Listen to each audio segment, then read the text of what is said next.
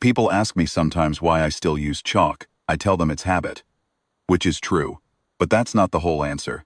And I've never felt the need to explain the rest of it to anyone who wasn't there. The chalk works. It worked before Orvith 9 had a grid, and it worked after the grid went down, and it will probably work long after whatever replaces the grid goes down too. I've been doing this job for 11 years now. In 11 years I've learned that the thing that doesn't need a power source is the thing you want. Everything else decides to take a holiday. That's the end of the story, more or less. The beginning is less tidy. I came to station Orvith 9 in the spring of 47, which is what they call it in the outer lane calendar, and which I will use here because it's what I have in my head. I was 31. I had a 6-month cargo handling certificate from a vocational school on Meridian Approach, a duffel bag with 4 changes of clothes, and a mechanical counter I'd bought secondhand from a supply clearance sale, and a contract for 1 year's deck work on what was described in the posting as a mid-tier logistics hub, secondary transfer lane, high throughput, structured environment. What it actually was the sort of station that exists because something has to exist there. A node in the middle of an unglamorous stretch of transit corridor where freight moving between the inner and outer lanes has to stop, get sorted, get logged, and go out again on different ships than the ones that brought it. It wasn't glamorous work. I want to be clear about that up front, because what came later had a way of making people assume I'd been doing something important, and they just hadn't noticed. I hadn't been. I was a cargo hand. I moved things, logged things, checked manifests against what was actually in the containers, and fixed what broke. The magnetic rail on the lower cargo deck, my deck, Deck 7, had been broken since before I arrived. The parts were on order. They were on order when I got there in 47. They were on order when the Sulhari came in 55.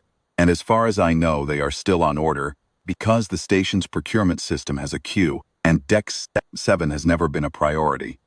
I built a rope pulley system in my 2nd month. It was not elegant. It was a series of hooks I drilled into the overhead beam, a length of braided cable I ordered on my own account, because the station wouldn't. 3 wooden spools I shaped from a packing crate I found in the scrap bin. The system moved containers from the receiving end of the deck to the sorting end without requiring me to drag them, which, if you've ever tried to drag a 400-kilo freight container across a deck that hasn't been resurfaced since the original construction, you will understand was a meaningful improvement in my quality of life. It wasn't beautiful. The cable had a slight bow to it where I'd had to splice 2 lengths together, and the middle spool made a noise like a drowsy bird when the load hit a certain weight. But it moved things, and moving things was the job. The deck supervisor at the time, a woman named Sable Okonkwo, who ran decks 5 through 9 with a patience I have never seen matched in any other human being, looked at the pulley system for a long time when I showed it to her. "Does it work?" she said. "Yes," I said. "Then fine," she said, and walked away. That was the management philosophy of Orvith 9 in those years, and I respected it enormously. I kept my manifests by hand. This was partly because the digital manifest terminal on Deck 7 had a humidity sensor that got confused by the condensation off the cold storage containers and would start logging ghost entries around the 3rd week of every month, and partly because I had always found handwriting faster for the kind of quick spot checks I did during active unloading. I kept a ledger. It was a physical book, thick paper, sewn binding, the kind that archivists use. I bought them in packs of 6 from a specialty supplier and kept the spares in a locked tin box in the equipment locker at the end of the deck. A mechanical counter I used for container tallies. Wind it in the morning, run it through the day, log the final count in the ledger at shift end. It made a small clicking sound when you turned the wheel. I found it calming. It had a reset knob on the side and a small window in the face that showed the count in raised numerals, black on ivory, the kind of numerals that looked like they belonged on an older instrument, which they did. The thing was probably 40 years old when I bought it. The chalk was for the deck markings. The automated deck marking system had also been broken since before I arrived, and the floor of Deck 7 needed its bay lines remarked every 6 weeks, because the freight traffic wore them down. I used a fat yellow chalk bar, 2 centimeters wide, and a straight edge I'd cut from a steel strip in the scrap bin. Every 6 weeks, Sunday morning, before the first shift, I'd remark the lines. It took about 2 hours. I didn't think of it as anything particular. It was just the deck needing to be marked and me being the one who marked it. I want to say clearly, I was not doing any of this out of principle or stubbornness or some philosophy about low-tech solutions. The rail was broken. The manifest terminal had a humidity problem. The deck marking system was down. I was trying to do my job, and these were the ways I found to do it. If someone had fixed the rail, and the terminal, and the deck system, I would have used them happily. Nobody ever fixed them. That was my life on Deck 7 for 8 years. I knew most of the regular ships that came through. The inner lane traders would pull in on a roughly 30-day cycle. Brecht's Pride, the Annalisa Correa, the long flat barge that everyone called the Flatboard, even though her registry name was something else entirely and her pilot claimed she'd had it. Legally changed twice and it never took. The outer lane ships were less regular, longer gaps, stranger cargoes. I learned which containers ran cold and which ran pressurized and which needed to be kept away from each other. And I learned the crew habits of the regular pilots, who always wanted their paperwork before unloading and who would lose the paperwork anyway, and preferred to argue about the manifest count before accepting it. I learned the station's rhythms. I knew which overhead lighting panel on the deck flickered when the atmospheric system recycled, and I knew to start the shift log 5 minutes early on Tuesdays because the cargo elevator from Deck 3 was always backed up with upper deck, sorting residue from Monday's late run. I was good at my job. Nobody said so, because it wasn't the kind of job anyone said things about. It was the lower cargo deck. You either did it or you didn't. In the spring of 55, 8 years in, give or take, the Sulhari came. I should explain what the Sulhari are. For context, because they're not a species most people in my lane of the corridor have regular contact with. They're large. Not large in the tall and solid way. Large in the way that things that inflate are large. They're essentially gas bags. Pale amber, roughly ovoid. The main body about the size of a freight container lying on its side. A fringe of long sensory tendrils hanging below.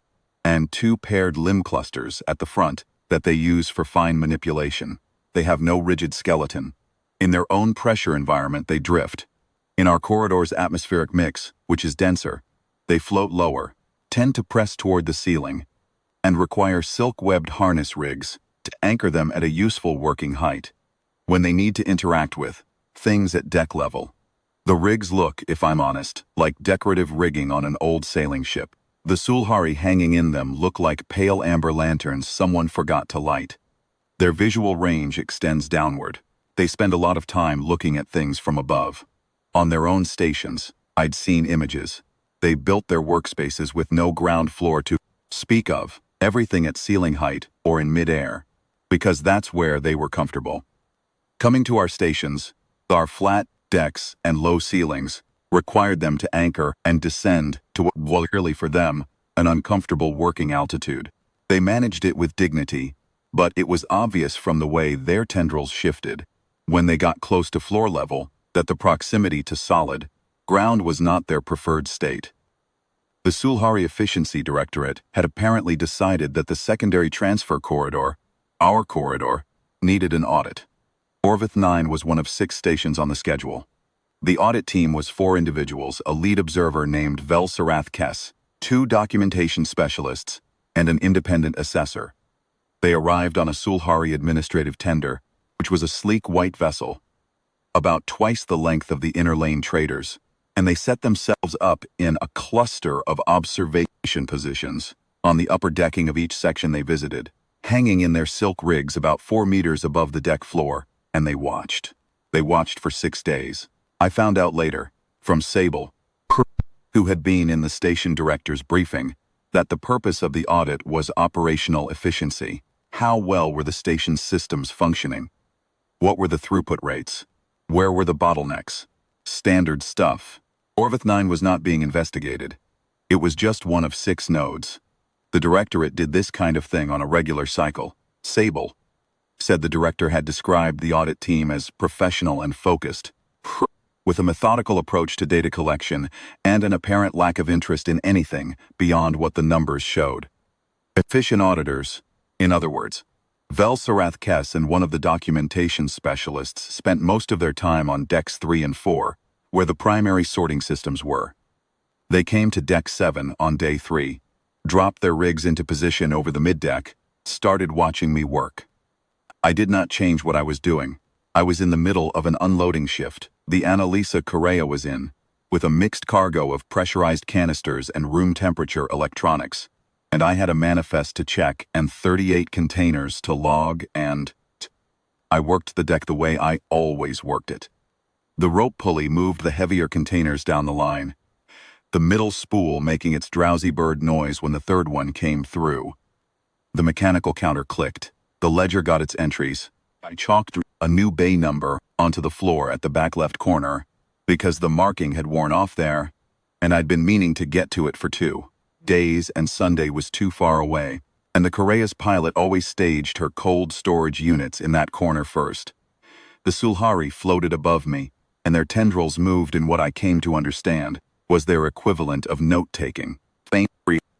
Few minutes, one of the documentation specialists would produce a small device that it touched to the end of a tendril cluster, and the tendril would run over it, in what I could only describe as brisk strokes, the way someone with a stylus might annotate a margin.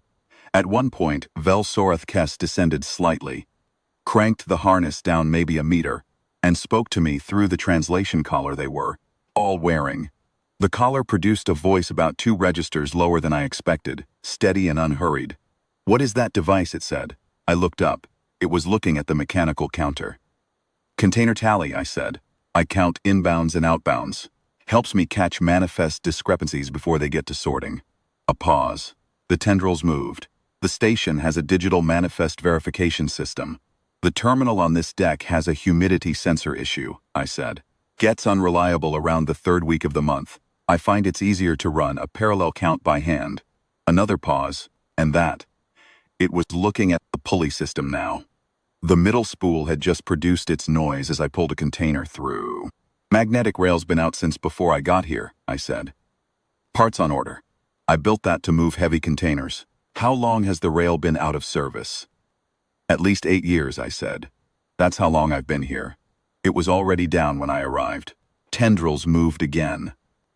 Velsorath Kess ascended back to its original position, and neither of us spoke again for the rest of the shift. I finished the manifest, logged the totals, and sent the routing slips for Deck 3 via the internal pneumatic tube that nobody else on the station used anymore because the digital system was faster when it worked. They were back on Day 4 and Day 5. On the 4th day, Velsorath Kess descended again, lower this time, close to 3 meters off the deck floor, and watched me run the counter through the morning inbound from the flatboard. The flatboard's pilot, a stocky woman named Yeva, who I had known for 6 years, came onto the deck to argue her manifest count in person, as she always did, and stood next to me while I showed her the ledger entry. She glanced up at the Sulhari above us, said nothing, accepted the count, with the focused displeasure of someone who had argued and lost, but wasn't going to admit it, and went back to her ship. Velsorath Kess watched this interaction without comment. Its tendrils moved. On the 5th day, the documentation specialist spent 3 hours photographing the pulley system from various angles. I let them. They photographed the equipment locker too, including the tin box of spare ledgers and the portable heating unit. They seemed to find interesting in a way I couldn't account for. I didn't ask. On Day 6, I was remarking the bay lines. Sunday morning, early, the deck empty before the first shift, and all 4 of them were up there in their rigs, watching me drag the steel strip straight edge along the chalk line. I don't know why all 4 came for the line remarking. Maybe they hadn't seen chalk being used for this purpose before. Maybe the efficiency calculus of one person with a chalk bar doing in 2 hours what an automated system would do in 20 minutes was interesting to them, in the way that a very old and very inefficient machine is interesting to engineers. I worked at my usual pace. The lines came out straight, which they always did, because the straight edge was straight, and chalk is forgiving of a careful hand. When I finished, the lines were yellow and clear on the gray deck surface, and the deck was ready for the week's freight, and the Sulhari filed out of Deck 7 and I didn't see them again. The audit report, Sable, showed me a summary of 6 weeks later, when it was formally received by the station, covered decks 1 through 9 in 43 pages of close observation. Deck 7 got one paragraph in the main body and one supplementary note at the end. The main body paragraph said that Deck 7 operated below station standard automation levels due to extended equipment outages, and that throughput was adequate given these constraints. The supplementary note, Sable read it to me, quietly, sitting in her office with the door closed, with a look on her face that I found harder to read than I would have liked, said, Deckhand, non-specialist, methods, pre-industrial in character, assessed contribution to station operations. Marginal. Infrastructure investment in this section appears to have been minimal for an extended period. The operational approach observed reflects improvisation rather than training or design. Recommend reassignment to a facility with appropriate automation support, or phase out of position upon contract end. Automation upgrade to follow. I sat with that for a moment. Pre-industrial, I said. That's what it says, Sable said. The rail's been on order for 8 years. I know that. They could have written a note about the rail. They wrote a note about you, Sable said. She said it, without any particular inflection. Which is the most honest way to say something that doesn't have a good face on it. I'm not acting on it. Your contract runs through 57, and I'll renew it if you want it renewed. But I thought you should know it was in there. I thanked her for telling me. I went back to Deck 7. The Annalisa Correa was already in dock for the afternoon shift. I wound the counter and started on the manifest. What I did not do, and I want to be clear about this, I did not feel the urge to do anything differently. The chalk still worked. The counter still worked. The pulley moved the containers. I was not performing a philosophy. I was doing a job, and the job needed doing, and the tools I had were the tools I had. I should mention, because it becomes relevant later in a way I couldn't have predicted, something that happened during the week. The Sulhari were on station. On the evening of the 4th day, I had finished the shift, was logging the final counts, the deck empty and quiet except for the hum of the cold storage units at the far end. I heard something at the end of the bay. A small sound, not freight, not mechanical. Something that shifted and then stopped. I walked down to the far end and found 2 young Sulhari in the equipment staging area behind the scrap bin. They were smaller than the audit team, much smaller, the main body about the size of a carry-on case, tendrils short and thin, the amber color lighter, almost gold, young clearly.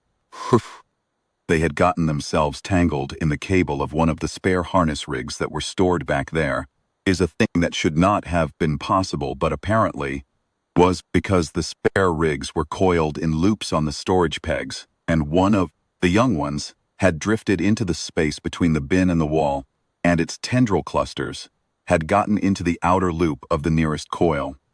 The more it had moved to free itself, the more thoroughly it had managed to tangle. The other one was hovering next to it with the tendril equivalent of a very worried expression. Tendrils drawn inward, body slightly contracted, the amber color paled a shade. I untangled them. It took about 10 minutes and required some patience, because I had to be careful not to put pressure on the tendrils. I didn't know how sensitive they were, but they looked delicate, and I wasn't going to find out by pulling too hard. I worked slowly, unwound the cable from the outside in, talking quietly while I did it, because animals settle when you talk quietly, and I didn't know if that applied to Sulhari, but it seemed worth trying. When the tangled one was free, it hovered back from me, and its tendrils did something rapid and expressive that the translation collar one of them was wearing rendered as a sound somewhere between relief and embarrassment. "How did you get back here?" I said. The one with the collar, the embarrassed one, said they had been looking for the junior observer station and taken a wrong corridor. They were exchange cadets, they said, attached to the audit team for a training placement. They had not wanted to interrupt the adults. I looked at them for a moment. It was the end of my shift and my legs were tired and I had a ledger to finish. "Sit tight," I said. I went back to the equipment locker, got my ration tin. I kept a small portable heating unit and 2 days' ration supply in the locker for late shifts and days when the mess queue times didn't line up with my break schedule, and heated up 2 portions of the stew I'd packed that morning. It was a tomato bean stew with some dried herbs and a little smoked paprika. Nothing remarkable. The kind of thing you make in a big batch on Sunday and eat from all week. I brought it back in 2 small cups and set them on the top of the scrap bin, which was the nearest flat surface at a height they could reach from their hover. They looked at the cups. "It's warm," I said. "You should eat something. You've been back here a while." There was a pause. The one without the collar drifted closer to the bin and looked at the cups with what seemed, from the tendril movement, like genuine uncertainty. Then the one with the collar reached a tendril cluster down and very carefully dipped the tip into the cup. Its tendril tips, I would learn later, were their primary chemosensory organs. What they used for taste and smell, and much of their close-range environmental sensing. They ate by contact and absorption rather than by ingestion in any way I'd recognize as eating. The cup of stew wouldn't go anywhere near a mouth because they didn't have one in the sense I meant. But the contact was enough to register the chemistry. They both tried it. Their tendrils moved in a way that the collar didn't translate. No word for it in the translation set, apparently. But the body language was not unhappy. The pale gold one's tendril tips lingered in the cup for longer than I would have expected, moving slowly, the way someone moves their hand in warm water. I walked them to the correct corridor, gave them the deck number for the junior observer station, chalked on a scrap of paper, so they'd have it if they got turned around again, and went back to finish my ledger. I didn't mention it to anyone. It wasn't anything to mention. 2 young Sulhari had gotten lost in the equipment bay, and I'd helped them get unlost. That was the whole of it. 11 months passed. 14, actually. I'll get to that discrepancy. The freight moved through Orvith 9 the way it always had. The inner lane traders on their 30-day cycles. The outer lane ships less regularly. The manifests checked and logged, and the containers routed to the right ships. And the bays remarked, needed remarking, and the counter wound every morning. Deck 7 functioned. Nobody mentioned the supplementary note again. Sable mentioned once, in passing, that the station director had formally submitted the equipment on-order request for the magnetic rail to the next priority tier, which was an administrative action that meant it was now slightly less ignored than before. This was progress of a kind, though the parts did not arrive. My contract came up for renewal in early '56 and Sable renewed it, as she'd said she would, without comment, in what I initially calculated as the 14th month after the audit. Not 11, I'd been rounding in my own head, and the difference mattered once I had to account for it properly later. The resonance fault hit. I won't try to explain what a resonance fault is in technical terms because I'm a cargo hand, not an engineer, and the engineers themselves spent several weeks arguing about the exact mechanism after the fact. Something in the primary grid resonator had developed a frequency mismatch with the relay system, and when it let go all at once, cascading through every connected system on the station in something like 4 seconds. What I can tell you is what it felt like from Deck 7. There was a low hum that built over about 20 seconds, not alarming, the kind of sound you'd almost expect from ordinary equipment cycling up. Then every screen on the deck went dark simultaneously. The lighting dropped to the emergency strips. Red, orange, and low to the floor, and designed to help you find the exit rather than to work by. Somewhere above me, I heard the sorting system on Deck 3 go quiet in the specific way that machinery goes quiet when it's not just paused but stopped. There's a difference in the silence, a completeness to it. Then the magnetic rail on Deck 7, which had been out of service for the better part of a decade, made a strange sound, a kind of metallic sigh, and the parts that were still physically in place shifted slightly as whatever minimal current had been passing through them finally cut, and then it was quiet too. I stood in the half-dark with the counter in my hand and listened to the station settle. Sable's voice came over the manual intercom, the physical hardwired intercom that ran on the emergency circuit, separate from the digital comms, a system so old the station's infrastructure diagram listed it in a different color than everything else, within about 3 minutes. The tone of her voice was the same tone I had heard her use exactly once before, when a fire suppression failure had taken out 2 bays on Deck 5, and she'd needed the whole deck clear in 90 seconds. Level and precise and not wasting syllables. Grid is down, she said. Full drop, digital systems, automation, all manifest terminals. We're on emergency power for life support and lighting. I need a status from every deck. Physical intercom only. 7, what's your situation? Press the button. 7 is fine, I said. No automated systems to lose. I've got manual on everything down here. A pause on the line that lasted long enough that I wondered if the intercom had gone too. Say again, she said. I've got manual on everything, I said. The rail was already down. The manifest terminal was already unreliable. I've got the ledger and the counter and the pulley. I can keep receiving and routing if ships still come in. Another pause. Longer. Stand by, Sable said. Ship still came in. The corridor doesn't stop moving because a station's grid drops. The Brex Pride was already docked when the fault hit. Partway through an offload, pilot Kaio had no interest in turning around. The flatboard was 2 hours out on approach and had no way of knowing to divert. They came in, and they needed to offload. And the cargo they offloaded needed to be logged and sorted and loaded onto the ships going the other way, because the cargo didn't care what had happened to the grid, and the people waiting for it on the other end cared even less. 4 days and approximately 6 hours. Until the first repair crew arrived from the inner lane depot, having been dispatched as soon as our emergency beacon reached them. I ran Deck 7. I want to be careful not to make this sound like something it wasn't. I was not performing heroics. I was doing what I had been doing for 8 years. The rope pulley moved the containers. The mechanical counter clicked. The ledger got its entries in good handwriting that any shipping clerk in any century would have recognized without difficulty. I chalked interim routing marks on the floor when I needed to redirect cargo around a blocked bay. The cold storage units had to stay away from the elevator shaft during the power situation, which meant rerouting about 30% of the flatboard's offload through a path that wasn't normally marked. I chalked it. The chalk worked. I used a carb form for interdeck communications because the digital system was down. And you have to tell the upper decks what's going into the elevator somehow, and carrier pigeons weren't available. I had a stack of those forms in the tin box too. You never know. The upper decks were blind, not dark exactly. They had emergency lighting, same as 7, but blind in the operational sense. No manifests, no routing data, no automated system to tell them what was in which container or where it was supposed to go.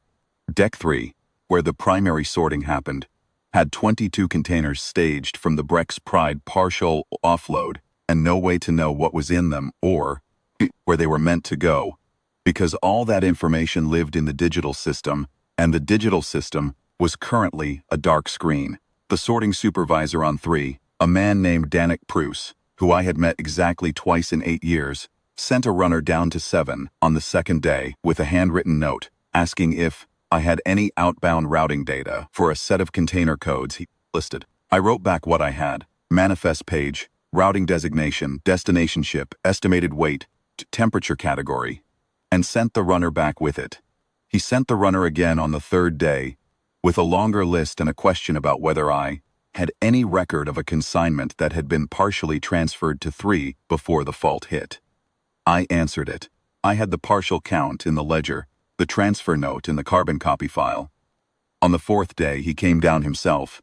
I think was the first time a Deck 3 supervisor had set foot on Deck 7 in the entire history of the station, or at least in the 8 years I'd been there. He had to use the manual elevator, which ran on the emergency circuit, and it took him 4 minutes to get down from 3. He looked at the pulley system. He looked at the counter on the equipment shelf, where I kept it when I wasn't using it. He looked at the ledger open on the work table.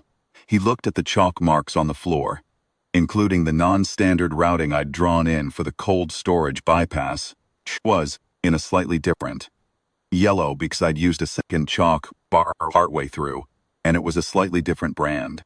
How do you know what's where? He said. I showed him the page in the ledger.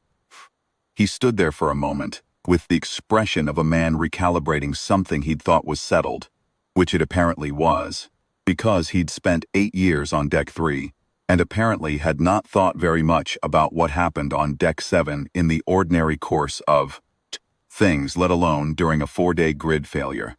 Can you route the cold storage units from the Brecht offload to Bay 12 on Deck 4? He said. Our elevator manifest is the only thing I can't fully account for, and if the cold chain breaks on those units, we have a problem. Already done, I said. Second column, page 47. I handed him the ledger. He found the page. He read it slowly, tracking the entries with his finger. The entries were clear. They were always clear. I had been writing in the same format for 8 years, and my handwriting was consistent, because I'd spent enough time at it. Right, he said, and then after a moment, thank you. He took a carbon copy of the relevant pages back to Deck 3. I put the kettle on the portable heating unit and made tea, because it was the end of a long day, and I had another one tomorrow. And the ledger wasn't going to fill itself. I remarked a worn section of Bay 4 line, while the water heated, because the light was good and I'd been watching it fade for a week. Pair crews arrived on the 5th morning. The grid came back up deck by deck over the following 2 days. Sections at a time, the screens blinking on in sequence the way lights come back on in a building after a power cut. The digital systems rebooted and the automated manifests resynced, and the sorting systems on 3 and 4 came back online, and Danik Prue sent me a brief note via the now functioning digital system that said, confirmed. All consignments accounted for, appreciated. I filed it in the carbon copy box, because it was the kind of thing you keep. The magnetic rail on Deck 7 remained broken, as it had always been, because the resonance fault had not fixed the parts that were on order. The fault had, however, given the rail's remaining functional components another small jolt, and the middle spool of the pulley now made a slightly different noise. Less drowsy bird, more surprised one, which I noted and monitored, but which did not affect performance. Life returned to normal. The Sulhari Efficiency Directorate's formal review of the Cascade event began approximately 3 weeks after the grid came back. I know this because Sable told me, and because I received, via the station director's office, formal request for records from the Directorate's incident review team. They wanted the Deck 7 logs from the 4 days of the outage, Tainer counts, routing records, inter-deck communications, anything I had. I sent them the relevant pages from the ledger. Photocopies. Because I wasn't sending the original, and because the original would have been meaningless to a digital filing system anyway. I sent the carbon copies of the interdeck forms. I sent the counter's daily totals, which I logged separately in the back of the ledger. I packaged it all up in a large envelope. The station's outgoing physical mail, which existed for exactly this kind of situation, and sent it to the Directorate's review address, and thought nothing more of it.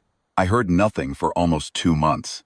Then Sable called me to her office again, and this time she had a look on her face that I had not seen before, which was the look of a person who has just received information that requires her to significantly update her understanding of several things at once and is doing it quietly and with good grace, which was, I reflected, exactly what I would have expected from her. Directorate's incident review, she said, had found what it called an operational continuity anomaly on Deck 7 of Orvith 9 during the 4-day grid failure. Specifically, in a station that had experienced total automation failure, one deck had continued receiving, logging, routing, and processing freight without interruption. The throughput data from that deck, compared against the other decks during the same period, showed that Deck 7 had handled approximately 40% of the station's total cargo movement in those 4 days, despite being the lowest priority secondary deck.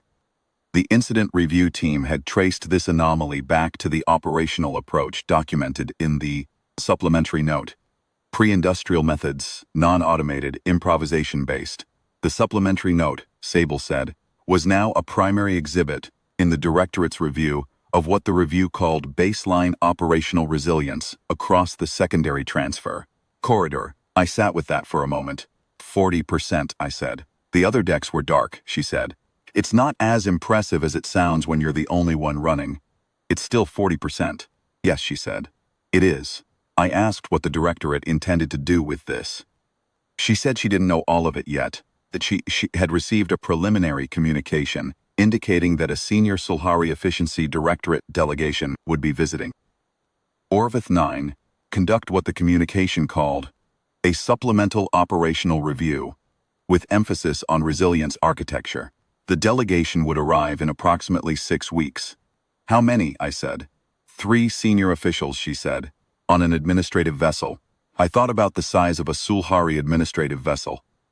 I had only seen one before, when the audit team came. They were not small ships.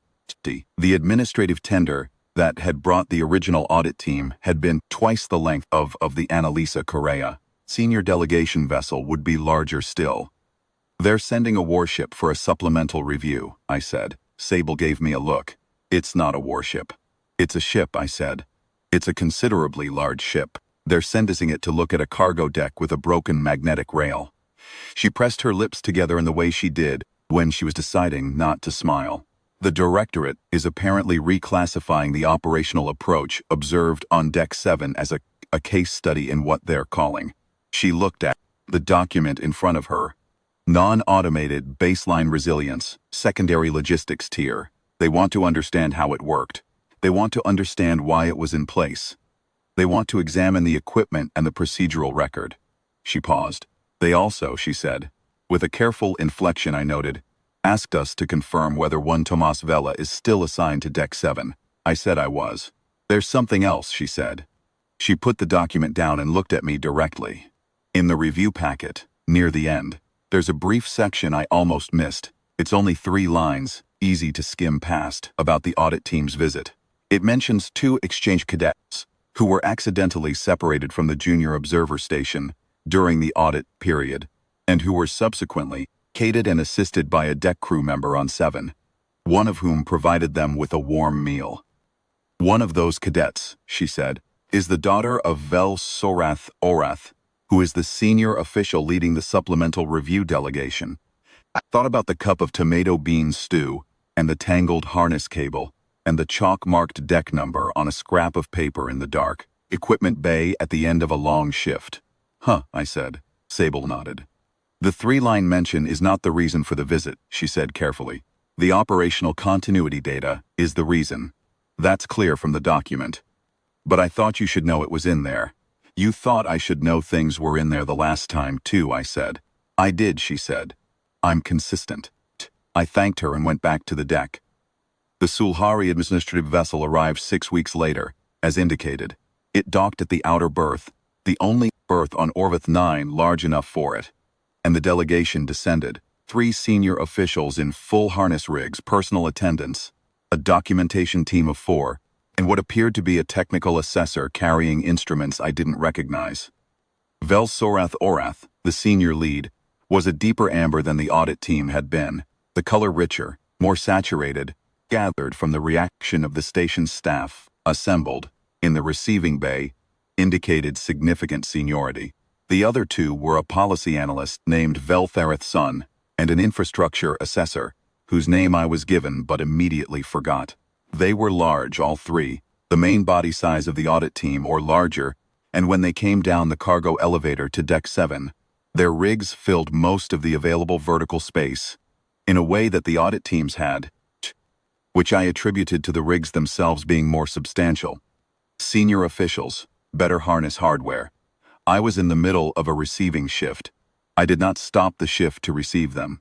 I had a manifest to check and containers coming off the Annalisa Correa, who was in dock, and stopping the shift would have backed up the offload and created a routing problem that would have affected Deck 3's evening sort, and there was no reason the containers should wait because we had visitors.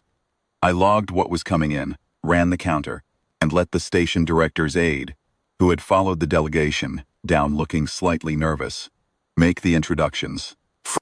Vel Sorath Orath descended its rig to approximately 2 meters above my working height and looked at me with that downward Sulhari gaze for a moment.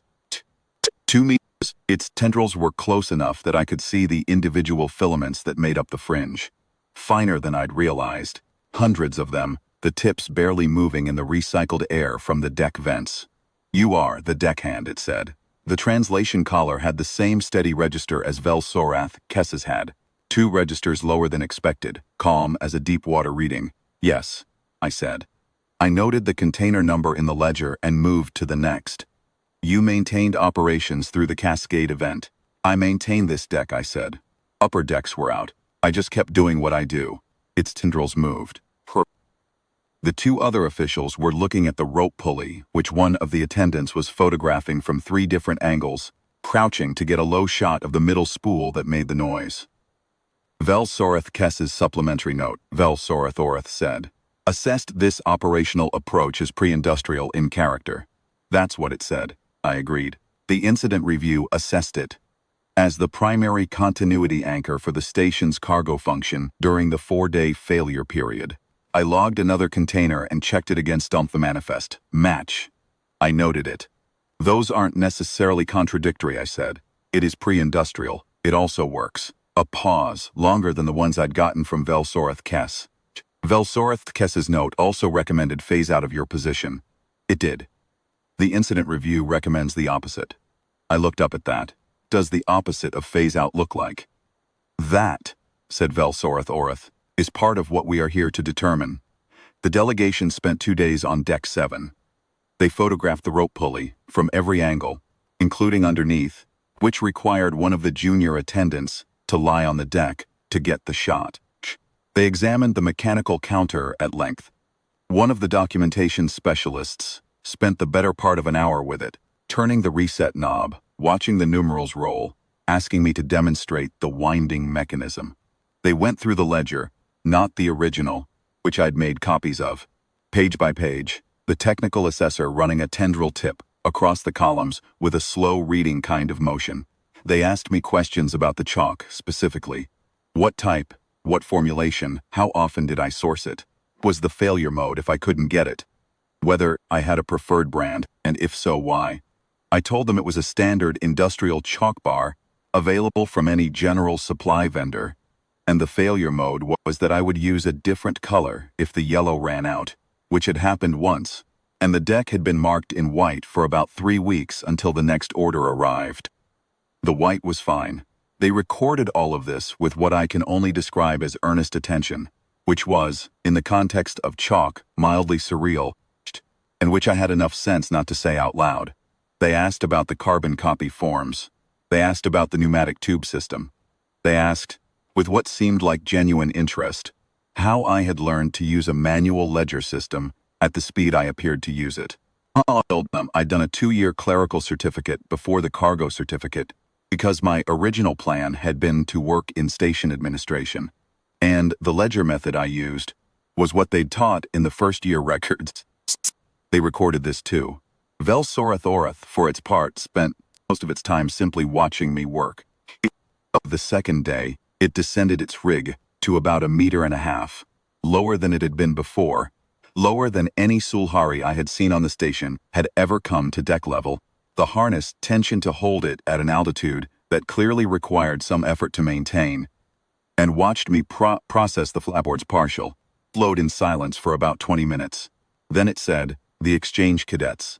During the audit, my junior, I wound the counter and logged the number. I remember she described what you gave them to eat. Tomato bean stew, I said. I make it on Sundays. There was some left in the tin. A silence.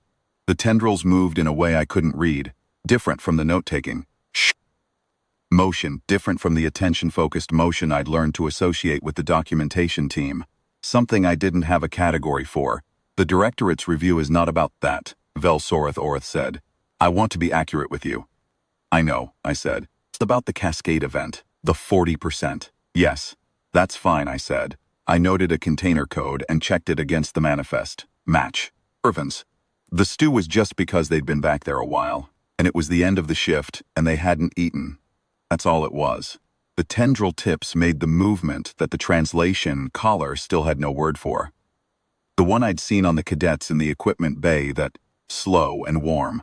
The body language was not unhappy. Soreth Oreth rose back to its working height slowly, and didn't speak to me again until the delegation left the following morning. When it left, it descended the rig one more time, briefly, and said, "You will receive the formal findings when they are complete." Which was a statement, not a question, and I took it as such. The official findings of the supplemental review arrived at Orvith 9 14 weeks later, in a document that ran to 61 pages. Sable summarized for me, because I was not going to read 61 pages of Sulhari administrative language. And because the station director had already given Sable the summary, and she was more efficient than both of us combined. The short version, the directorate was establishing a new classification for what they called analog resilience anchors in secondary transfer corridor stations, specifically deck positions staffed by personnel using non-automated methods as a standard operating mode, not as a workaround, but as the designed function specifically to provide continuity of operations during grid failures and cascade events. The concept, the document stated, had been demonstrated in practice at Orvith 9, Station Deck 7, during the cascade event of the previous year. Several other secondary stations in the corridor were being assessed for similar positions. The phrase Velsorath Kess's supplementary assessment note appeared in the document several times. Never critically. The directorate was not in the business of publicly criticizing its own personnel, and the language was careful throughout. But its presence in the evidentiary record of what had nearly been eliminated before it had a chance to matter was documented clearly, without editorializing, which was, if anything, more effective than editorial comment would have been. Sable said the word she'd heard, the station director's debrief of the directorate's internal process, was recalibration. My contract was renewed again. The infrastructure assessors team, as part of the supplemental review's recommendations, had formally logged the magnetic rail's equipment on order status as a priority 1 escalation was the kind of designation that meant something actually happened. Parts arrived 11 months later. I watched the engineering crew install them, run the diagnostic sequence, and test the load capacity with a series of weighted pallets that I had to stand at the far end of the deck to accommodate. The rail worked fine, smooth and quiet, no flex in the track, the magnetic grip solid across the full length of the run. I wound the counter the next morning and started the shift. The rail moved the first container from the receiving end to the sorting end in about 3 seconds, smooth and quiet as a thought. I noted the container number in the ledger and checked it against the manifest. Match. I reached into the equipment locker and got the chalk bar and the steel straight edge. The marking in Bay 4 had worn down again. Someone had to remark it, and I was the one who marked it. And the light was good that morning. And I had a few minutes before the Annalisa Correa came in. I got down on one knee and put the straight edge against the floor and started drawing. The line, the chalk worked fine too.